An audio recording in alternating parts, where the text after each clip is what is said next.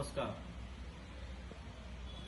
कारगिल विजय दिवस के उपलक्ष्य में मैं Sandeep Gupta, director Doon defence academy, अपने तमाम स्टाफ, फैकल्टी एंड स्टूडेंट्स की तरफ से उन तमाम वीरों को, भारत के सच्चे सपूतों को अपनी श्रद्धांजलि अर्पित करता हूं, जिन्होंने देश की रक्षा के लिए अपना सर्वोच्च बलिदान दिया।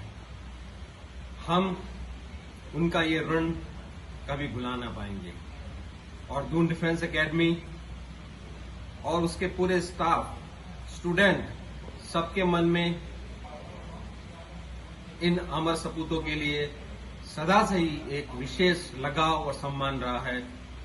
मैं आज एक बार फिर उनको नमन करता हूं, उनकी फैमिलीज को, उनके परिवारजनों को, सबको हृदय से, अपने दिल की गहराइयों से उनका शुक्रिया अदा करना चाहता हूं, क्योंकि आज अगर हम सुरक्षित हैं तो ऐसे ही जाबाजों की वजह से सुरक्षित हैं।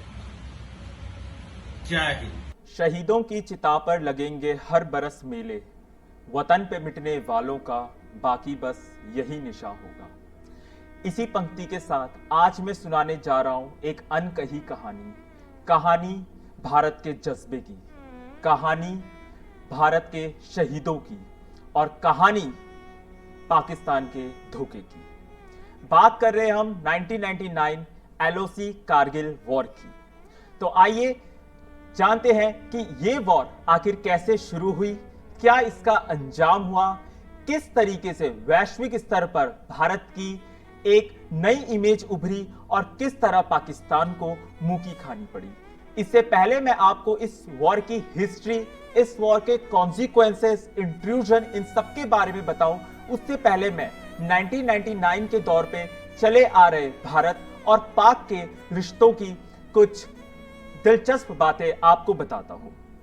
फरवरी 1999 में भारत और पाकिस्तान के बीच दिल्ली से लाहौर बस सेवा शुरू हुई।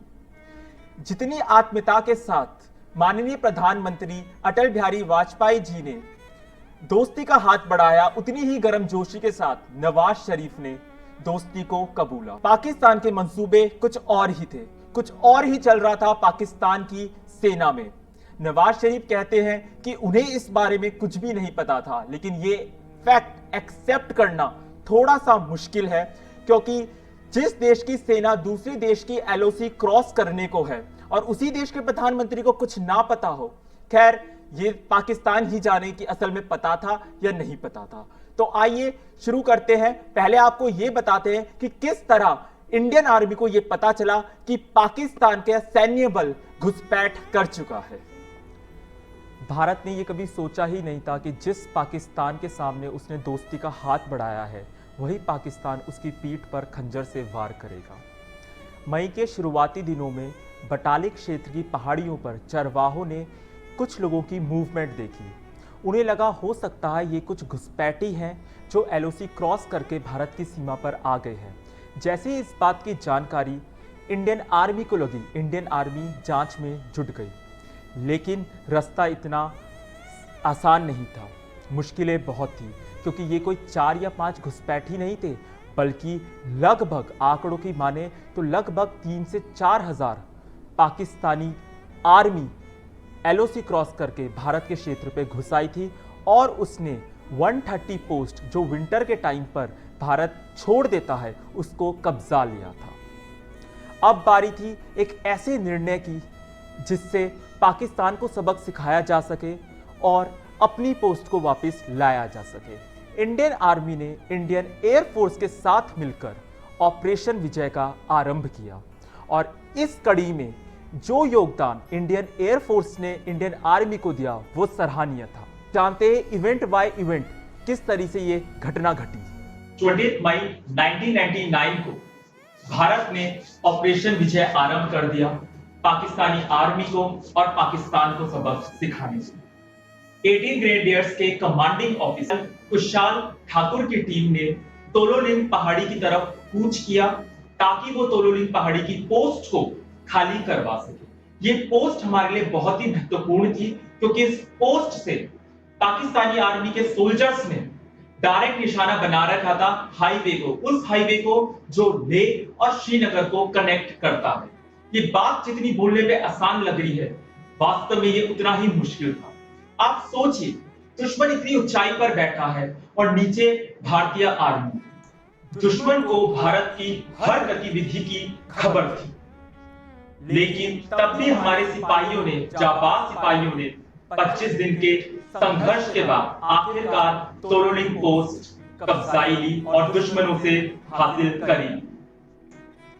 तोलोलिंग पोस्ट को कब्जाने के बाद भारत के हिस्से में पहली सफलता आ गई।